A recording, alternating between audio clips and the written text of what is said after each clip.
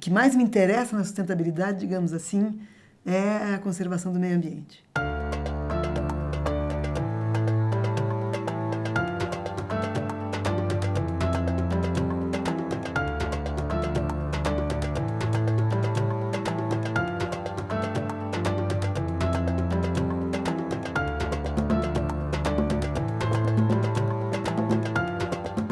A destruição do meio ambiente não tem a ver com a necessidade alimentar do país.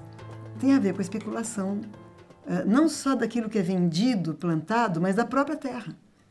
Por exemplo, por que que os ruralistas não querem aumentar um pouco a margem de floresta em volta dos rios ou nas encostas? Porque a terra deles fica mais lucrativa. Tem uma especulação com a terra. Na verdade, não é nem que haja tanta necessidade, tem muita terra ociosa no Brasil. Essa informação veio, mas ela passa pouco, tem muita terra ociosa. Agora, a terra já é material de especulação. Isso talvez pudesse sim ser proibido por lei numa sociedade mais progressista, não é? Que a terra não pode ser especulada, pode ser vendida e tudo, mas não como matéria de especulação, como mercadoria, não é? E também, quer dizer, então você não pode querer conservar a mata ciliar, que se a terra do vizinho já não tem, vai ser vendida por um preço maior, etc.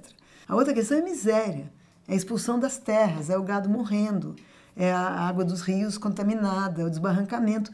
É tão óbvio que é isso que está se produzindo. Porque a curto prazo, alguns proprietários de terra querem especular, querem lucrar.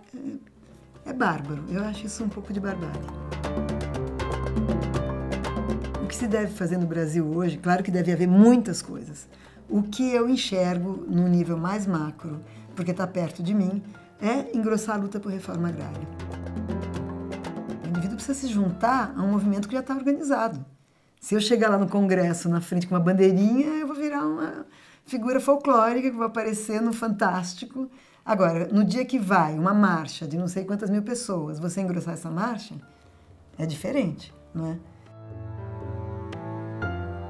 Sustentabilidade, eu acho que pode ser pego por vários ângulos, mas se pegar no macro, nos quais os dois, que eu veria, né, não sou especialista no assunto, mas os mais gritantes para mim são a especulação fundiária com a terra, que de fato está levando, com um código aprovado hoje, ontem, levando à destruição do que sobrou do remanescente de matas, que vai desertificar uma parte do Brasil, e todo mundo sabe disso, quem diz que não está fingindo, e a economia, essa alavancagem da economia, baseada muito preponderantemente na indústria automobilística, que faz com que as pessoas, quando todas puderem ter seu carro, ninguém mais anda. Então, evidentemente, são irracionais essas duas políticas, tem cinismo no meio, os interesses de quem está lucrando com isso encobrem a questão ética que está envolvida, e as pequenas ações individuais que demonstram mais, talvez, até um estilo de vida, como você gosta de viver. Tem muita gente em São Paulo andando de bicicleta, andando a pé, plantando árvores nas praças, mas isso é quase que um sinal de boa vontade com o mundo. Mas quando secar, vai secar.